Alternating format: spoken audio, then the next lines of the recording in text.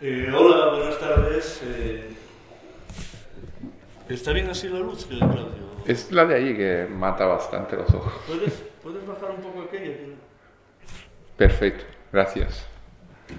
Bien, pues una vez solucionados los problemas lumínicos, tenemos nada menos con nosotros esta tarde a Claudio Stasi. Hace un momento estábamos comentando cuándo había sido la otra vez que lo presentamos aquí, que tuvimos el honor de contar con él, y fue ya en el 2012, hace, bueno, relativamente unos añitos, y Claudio pues entonces ya tenía, pues no sé, 2, 3, creo que 4 obras publicadas en España, bastante recientes, y desde entonces pues ha tenido un montón más. O sea, yo creo que es uno de los autores europeos pues más interesantes ahora mismo para seguir. Y de hecho últimamente pues ha hecho una novela gráfica, adaptación de la famosa novela de Eduardo Mendoza, de la que hablaremos más adelante, o sea, no nos adelantemos. Y vamos a empezar un poco. Ángel de la Calle siempre dice que tendremos que seguir las entrevistas donde las dejamos en el último momento, pero bueno, como es evidente que no todo el público que está aquí ahora, de hecho hay personas bastante jóvenes que seguramente eran niños muy pequeñitos cuando te tuvimos la otra vez, pues vamos a hacer un breve recorrido por la primera etapa de tu carrera y centrarnos un poquitito más en la última. Sí. Pero lo primero es lo primero, o sea, un niño que nace en Palermo, en Sicilia, ¿por qué se interesa por el cómic? ¿Por qué decide yo quiero ser dibujante y luego lo consigue? ¿Cómo es ese proceso? Es que en mi casa nunca faltaron los cómics. O sea, mi padre era lector, y entonces era normal en mi casa tener cómic y lo clásico, o sea, ir al lavabo y leer, ¿no? O sea, ¿qué te lees en un lavabo? O sea, cómic, ¿no? O sea, que es lo más bonito del mundo. Y empecé con los clásicos, digamos, cómics italianos, Tex, Dylan Dog, son unas series bastante conocidas en el mercado italiano, Diabolic, y de allí poco a poco descubrí otras series, la de los superhéroes, o sea, los Cuatro Fantásticos, Spider-Man, Capitán América, y dije, hostia, qué guay. Yo también, o sea, pero claro, no había ni escuelas de cómic ni nada. Entonces fue un poco como buscar un tesoro donde no sabía ni buscar, sin tener mapa, porque realmente no había escuelas de cómic, no habían dibujantes de cómic, no había Facebook, no había internet, no sabíamos nada. En aquel entonces era salir y descubrir si tenía suerte. Y entonces un día estaba en una tienda de cómic y apareció un dibujante, que era uno de los pocos dibujantes de cómic que había en Palermo. Y le pregunté si había hecho alguna escuela, me habló de la escuela de Milán, pero claro, no me lo podía permitir, porque significaba mudarme a Milán, quedarme allí, pagar la escuela que era privada y tal. Y entonces fue autodidacta.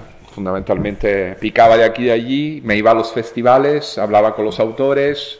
Esta mañana contaba que cuando iba a la universidad cogía el tren, me iba hasta Milán, o sea, dormía toda la noche en el tren, 14 horas de tren, bajaba, iba a la escuela de Milán, le presentaba mis dibujos y ellos súper amables lo miraban, me daban consejos y me daban fotocopias y me animaban para continuar. Y esto lo hacía un par de veces al año y luego volvía otra vez en el tren y volvía a casa. Esto es porque realmente quería ser dibujante, o sea, era como un fuego que tenía dentro, quiero ser dibujante, quiero dibujar, quiero contar historias, quiero dibujar.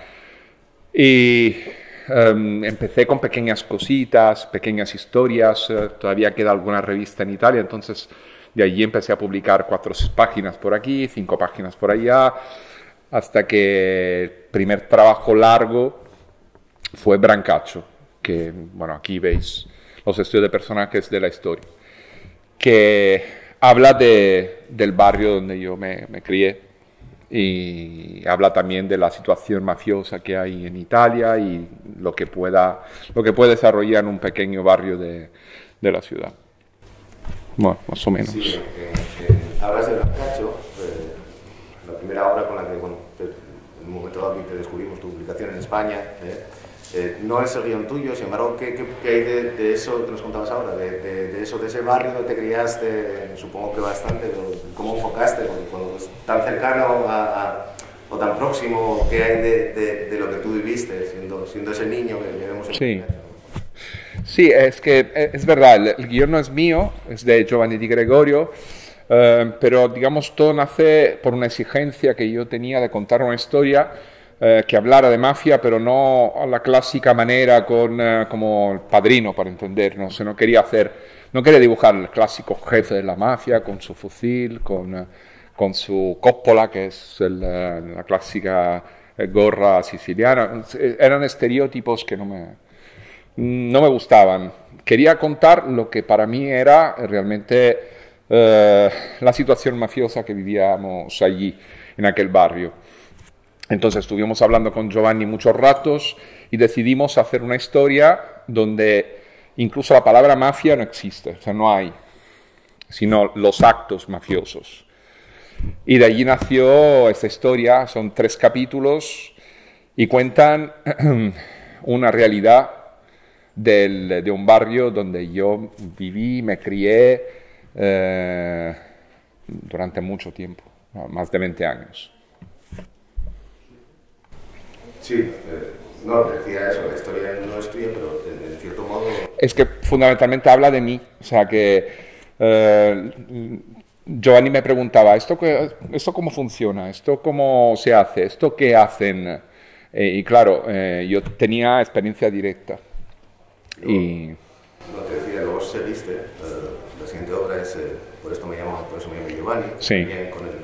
No es el mismo enfoque, es similar el enfoque. Vuelves a trabajar sobre cuestiones relacionadas con la mafia, con la historia. ¿Qué nos cuentas de tu siguiente historia? Sí, en realidad, cuando terminé Brancaccio me propusieron de hacer Por eso me llamo Giovanni, pero yo no lo quería hacer, porque dije, si no aquí me van a encerrar dentro de un género que yo no quiero que sea así, yo quiero ser dibujante, quiero contar historias.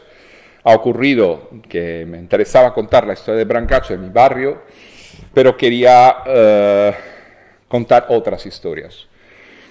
Entonces el editor me pasó el libro y lo leí. Y me encantó. Entonces decidí hacer la adaptación de este libro, que es Por eso me llamo Giovanni, que habla la historia de un padre que le cuenta a su hijo quién era el juez Giovanni Falcone. Y de allí nace una novela que realmente ha tenido mucho éxito en Italia. Y ya que, como tú dices, pues bueno, todas estas situaciones las tenías muy cercanas, ¿cómo fue el feedback que recibiste de tus paisanos, de de la prensa, de la gente, después de la publicación en Italia de estas dos obras? Bueno, un poco y un poco. En algunos momentos bien y en otros momentos mal, pero bastante mal. Hubo momentos en que no me dieron la posibilidad de hacer presentaciones por presión política o por presión mafiosa. Recuerdo que fui a una escuela de secundaria a hacer la presentación y a la profesora y a la directora le pincharon la rueda del coche. O sea que eran actos intimidatorios que hacían que querían que yo parara con estas charlas, porque iba en las escuelas, hablaba con los alumnos, explicaba qué era la mafia, dónde se debería estar por un bando o por el otro. Pero por otro lado también, Sicilia ya no es la Sicilia de los años 80, de las muertes, de los atentados, de las bombas. Y hay un pequeño que cada vez más grande, grupos que quieren que todo esto cambie. Entonces nos apoyaban, a mí y a Giovanni, y durante las presentaciones, y esto nos animaba a ir adelante, a seguir. Hablar del tema, hacer que los jóvenes conocieran las figuras de Giovanni Falcone, que el boss, el jefe de la mafia más peligroso no es un tío que mata, sino el tío que tenemos en la cabeza, que nos obliga a hacer cosas que al fin y al cabo, como un boomerang, vuelven negativamente hacia nosotros. Entonces, si tú intentas buscar alternativas apoyándote a la mafia, igual en este momento te puede ir bien, pero en un segundo momento seguramente no. O sea, era, digamos, al principio fue casi una lucha política contra este sistema, pero llegó un momento que se hizo demasiado grande. Entonces incluso yo decidí parar porque recuerdo de haber tenido incluso amenazas por parte de la mafia, y entonces fue un momento que dije, sigo o me matan o paro, ¿qué hago? No encontré ningún apoyo por parte de las instituciones y entonces tuve que parar. Hablabas de evitar el encasillamiento un poco, es decir, bueno, no voy a ser yo el cronista de las historias de la mafia, entonces tu siguiente obra, cuéntanos un poco qué querías hacer, qué buscaste, o fue algo que te llegó. Mi siguiente obra no me acuerdo cuál es. Yo creo que es para toda la vida. Ah, vale. Fue un encargo. O sea, yo había publicado con Casterman Brancaccio. Entonces, en Francia había funcionado bastante bien. Y la editora de aquel entonces, en un festival de Angoulême, me propuso de hacer otro título, de hacer otro libro. Y yo le dije que encantado. Entonces, le propuso una historia, no le gustó. Giovanni le propuso también otra historia y no le gustó. Entonces, al fin y al cabo, le dije, mira, si te interesa, proponme tú algo. Y me pasó un par de ideas. Y me gustó me gustó muchísimo porque, bueno, encajaba casi con mi momento de vida, porque le iba a pedir matrimonio a mi mujer, entonces era una cosa que me tocaba en aquel momento. Y habla de esto, habla de la historia de un hombre y de una mujer que viven toda su vida juntos, o sea, por eso es para toda la vida. Y la sencillez de este simple concepto hace que la normalidad, la cotidianidad de la gente se convierta en algo especial. Y esto era lo que me gustaba mucho del guión. El estar juntos, hablar juntos, de ayudar a una persona que igual tenía unos problemas, intentar tener un hijo y perderlo, son cosas de la historia que podemos encontrar en cualquier familia. Entonces era como abrir la puerta de una casa, entrar con puntas de pie, ¿no? Y hacer que esta familia nos cuente su historia. Yo creo que por esa época tú ya estabas viviendo en Barcelona, ¿no? Casi. Creo que me estaba mudando. Sí, creo que sí. ¿Y cómo fue? Porque supongo también que sería más o menos por esa época. Porque tú eres, o eras, no lo sé si sigues siendo profesor en la JOS. Sí. ¿Cómo fue ese paso a la docencia, digamos? Bueno, yo en Palermo ya daba clases, porque cuando yo terminé la Bellas Artes, el director de la Escuela de Cómic de Milán quería crear una sucursal en Palermo de la Escuela de Cómic. Entonces me llamó y me dijo, ¿quieres ser profesor? Bueno, sí, encantado. Entonces empecé allí. Entonces después de un par de años, 3 años de dar clases allí, me fue por aquí y directamente fue José María, que es el director de la JOSO, que me contactó, sabía que yo estaba en Barcelona y me fichó. Y entré en la JOSO y llevo allí más de 10 años dando clase. Porque ahí, vamos, por lo que tengo entendido, pues hay como partes muy específicas, no sé, profesor de guión, profesor, Sí. ¿Cómo es exactamente lo que impartes tú? A ver, yo doy clase de ilustración y de art graphic. Primer año de ilustración doy dibujo, entonces las técnicas de dibujo, la anatomía, fundamentalmente anatomía, digamos el cuerpo en perspectiva, estas cosas. Y luego la parte de cómic, entonces la narración, los géneros. Es que todas las escuelas de cómic no tienen un programa único. O sea, tú vas en Madrid, igual tienen un programa, en Barcelona hay otro, en Italia hay 200.000 programas diferentes. Pero al final la base y la estructura, digamos, la estructura escolar es bastante parecida. Los programas se pueden incluso parecer en algún caso. La cosa interesante es el intercambio que tú tienes cuando das clases. Tú enseñas, pero también aprendes. O sea, muchas veces me ha pasado, por ejemplo, de explicar una cosa que hago generalmente en automático y digo, hostia, es que lo hago en esta manera por este motivo.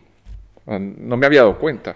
Entonces, decirlo en voz alta te ayuda a aclarar determinados pasos que tú haces con la acuarela, con la tinta o de narración, que lo haces automáticamente. ¿Por qué? Porque al final tú lees muchos cómics y al leer muchos cómics te queda el ritmo narrativo.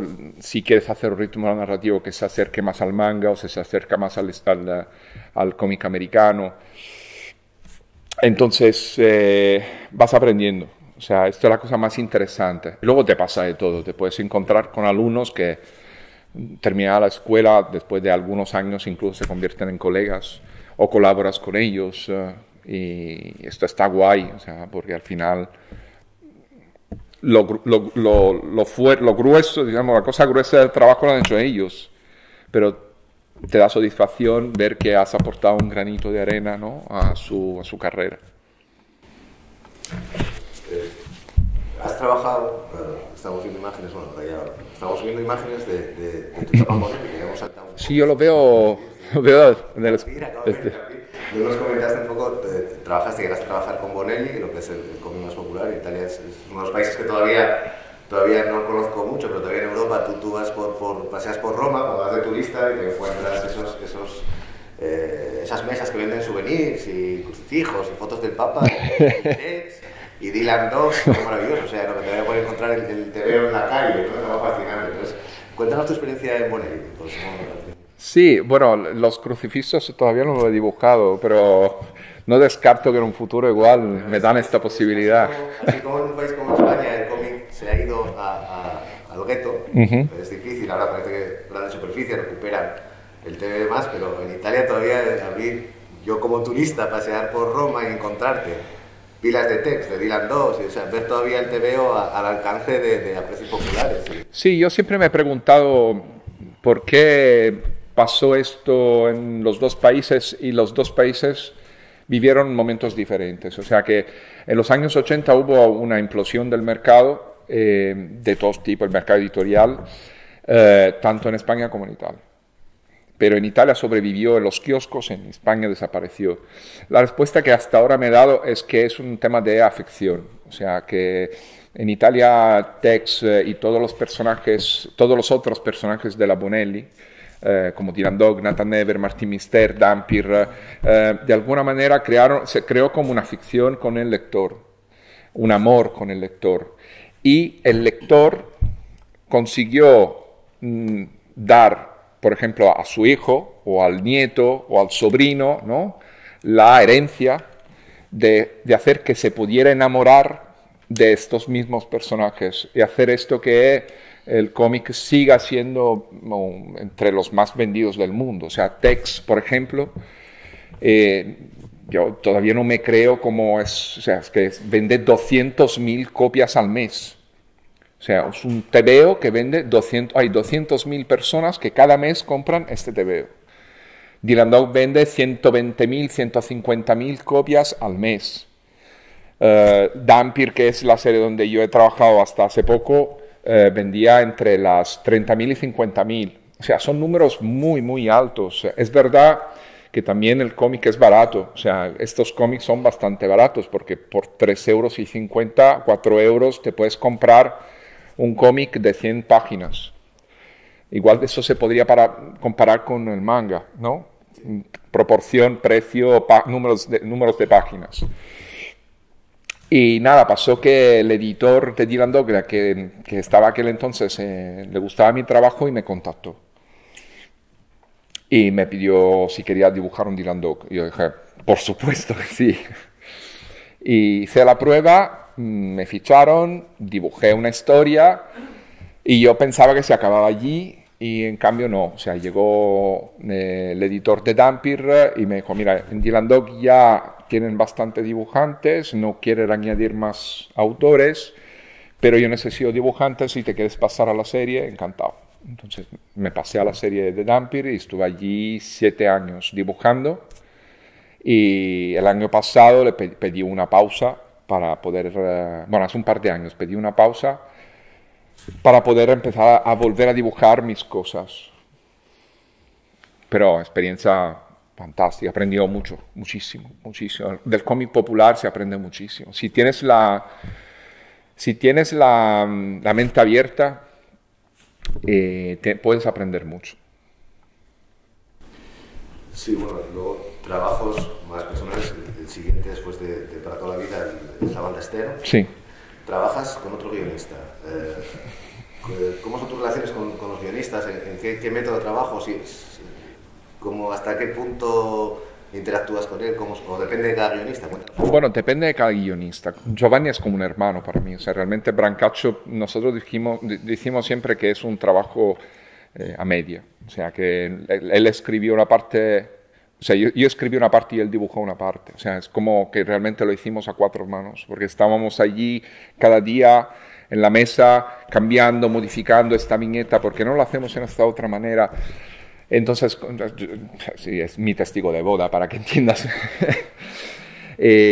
Con Jackie Cupil, que fue el guionista de Para toda la vida, una relación bastante formal, normal. Yo enviaba las páginas y a él le gustaban nada más. O sea, no.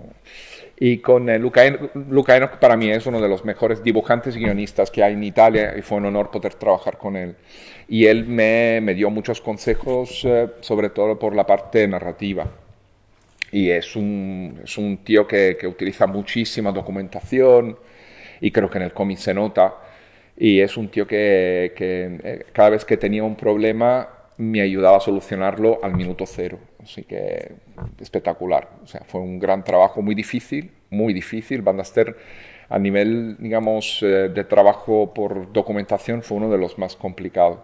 Porque estamos hablando de Israel, final de los 40, entonces buscar documentación en aquella época fue realmente muy, muy complicado.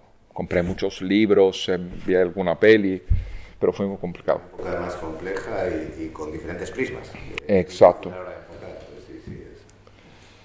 Sí, y lo último, de hecho estamos viendo ahora imágenes que hemos visto tuyo, pues es una adaptación de la excelente novela de Eduardo Mendoza, La ciudad de los prodigios. ¿Cómo llegas a este proyecto? Llego con el interés por parte del editor a mi trabajo, por David Hernando, que es el editor de Planeta, en una ocasión específica que era una comida en Lajoso. Casi nos encontramos, pero yo me marché y él llegaba y entonces no pudimos hablar, pero a través de otro profesor nos pusimos en contacto y fue a hablar con él en la editorial. Y empezamos a hablar de la posibilidad de colaborar juntos, de la idea de hacer unas adaptaciones. Y yo le dije, mira, yo tengo 2 ideas. Lo primero es que digamos, los libros que hay que adaptar me gustaría que fueran ambientados en Barcelona, simplemente porque yo vivo allí y quiero hacer un homenaje a la ciudad donde vivo. La ciudad que me acogió, donde estoy a gusto, donde llevo ya 12 años, donde mi hija nació allí, entonces mi homenaje a la ciudad. Y luego, si fuera posible, me gustaría adaptar un libro de Zafón, ¿no? Era uno de estos autores que me gustaba mucho. Pero Zafón no quería adaptar ninguna novela, nada, ni en películas, ni nada. Y fue el editor que me dijo, ¿y qué tal Eduardo Mendoza? ¿Qué te parece? Digo, hostia, no he leído nada de él, pero es uno de estos libros que tienes en la mesilla que te aconsejan de leer y igual es la hora que empiece a leerlo. Y me propuso la ciudad de los prodigios. Y le dije, mira, lo leo y te digo algo. Cuando llegué a página 50 le llamé y le dije, sí, es maravillosa, o sea, es una novela, o sea, espectacular. Respiras las atmósferas de los barrios del Raval, del Born, del gótico, de aquella época. Consigues entrar dentro de la psicología de los personajes, vives con ellos, todas las aventuras y las desaventuras que pasan en la historia. Y luego he tenido la posibilidad de hablar, aunque fuera solo, digamos, por mail, con él, pidiéndole consejos de cómo hacerlo, cómo no hacer determinadas cosas, y él fue muy amable, me aconsejó, sobre todo por el personaje de Onofre, cómo tenía que ser el personaje. Yo lo había dibujado al principio alto, un tío cacha, y él me dijo, no, es un tío bajito, oscuro, de piel, moreno de piel, mala leche, o sea, que nada de pequeñitos, o sea... vale, ok. Entonces de allí empecé a hacer estudio de personajes, le pasaba los estudios y a él le gustaban, le gustó mucho la parte de, digamos, de preproducción. Y luego cuando le terminé el cómic se lo pasé, lo leyó y me envió una bonita carta, donde no digo exactamente lo que estaba escrito porque son cosas personales, pero me emocionó mucho porque le gustó muchísimo el cómic, la atmósfera que le había dado encajaba con la que él quería dar en su libro en su época, y me dijo que tenía que ser una serie. O sea, en principio La ciudad de los prodigios tenía que ser el primer tomo de una serie, pero Seix Barral, que es la editorial, en aquel entonces no era una editorial grande que podía soportar una producción de serie, y entonces al final se quedó con un único tomo. Pero si a posteriori, si lo lees de un tirón, te das cuenta que hay matices para crear una serie de verdad. Ya que hablabas antes de la dificultad de ambientación en Van Aster, no lo sé, yo no sé hasta qué punto hay documentación así exhaustiva de lo que era esa Barcelona en esto a caballo de los 2 siglos. ¿Cómo te trabajaste esto? ¿Fue más sencillo? A ver, la Barcelona del casco antiguo es bastante antigua como lo era en aquella época. Entonces, de este punto de vista, por este lado, ha sido fácil encontrar, o sea, iba allí directamente y dibujaba como hacían los franceses en plein air, ¿no? A la aire abierta. Y luego sí, vídeos, fotos, eso sí. Entonces descubrí partes de la ciudad que ahora son en una manera y a principio de siglo eran totalmente en otra manera. O sea, yo, por ejemplo, hay una zona que se llama Portaferrisa, que se llama así porque había una puerta de hierro. O sea, que tiene sentido. Ahora no está, o sea, no hay nada. O sea, se derrumbó por los bombardeos. Pero se llama, o sea, esto es una de las tantas cosas que he descubierto, puertas que ya no existen, edificios que ya no existen. Por ejemplo, en la Catedral del Mar había un puentecillo, que esto también con los bombardeos se cayó, y mi idea era ser lo más específico, atento, detallista, justo en estas cosas. O sea, casi historiográfico, ¿sabes? O sea, me gustaba la idea de que una persona que es un historiador igual, o una persona que le gusta la historia, una persona que, si hay algún detalle de este tipo, reconozca que era hecho en aquella época. Por ejemplo, en Amazon un señor se quejó de los fusiles que le he puesto a los malos, porque dice, no, es que estos en los años 10 no estaban en los años 15. Y yo, joder, he fallado. Y aparte de la adaptación, también ya habías adaptado otro libro, por eso me llamo Giovanni. Sí. El proceso de trasladar ese lenguaje al lenguaje del cómic. El proceso de trasladar un lenguaje literario, un lenguaje diferente, con otras formas de narrar, llevarlo a la historieta, llevarlo al cómic, plasmarlo en la página, ese proceso fue fácil, fue complicado. Nunca es, o sea, es que no sé, porque si digo que es fácil, parece que soy soberbio. O sea, si digo que es complicado, dice, este tío no sabe. Entonces me quedo en el medio. O sea, en este caso me quedo en el centro, que al final es verdad, porque hay momentos en que es fácil, es momentos es que es súper complicado. Momentos donde no puedes poner mucho texto, tienes que reducir, pero si quitas, igual estás quitando informaciones al lector. Entonces tienes que adaptar.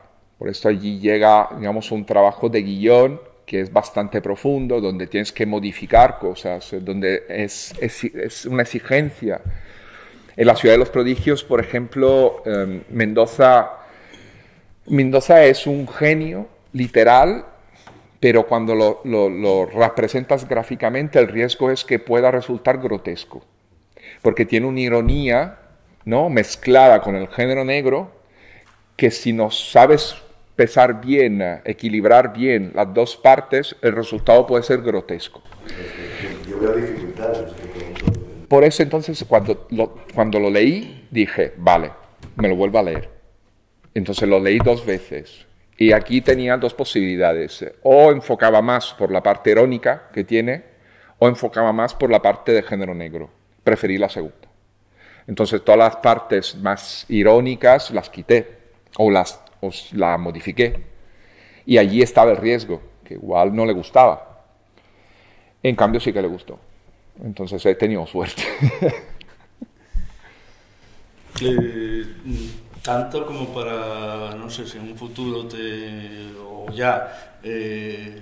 ofrecen otra adaptación de novela, ¿te meterías en una aventura? Es que estoy ya trabajando en otra adaptación de novelas. Pues eso seguramente sería nuestra última pregunta, es decir, que nos comentaras lo que estás haciendo ahora, pues igual es ahora el momento. Si no, puedes es que comentar algo, si puedes adelantarnos algo de lo que estás haciendo ahora. Mira, te digo una cosa, cuando tenía 17 años se iba a secundaria, una profesora nos obligaba a leer libros. Yo recuerdo que escogí, no sé cómo se tradució aquí, Narciso y Boca de Oro, de Hermann Hesse. No sé si se tradució así. Bueno, era un libro de Hermann Hesse.